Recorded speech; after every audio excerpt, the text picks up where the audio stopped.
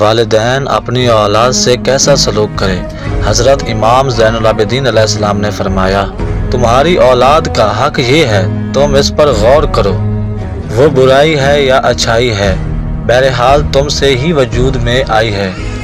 اور اس دنیا میں وہ تم سے ہی منسوب ہے، اور تمہاری ذمہ داری ہے کہ تم اسے ادب سکھاؤ، اللہ کی معرفت کے لیے اس کی رہنمائی کرو اور اطاعت پروردگار میں اس کی مدد کرو۔ تمہارا سلوک اپنی اولاد کے ساتھ ایسے شخص کی طرح ہونا چاہیے جیسے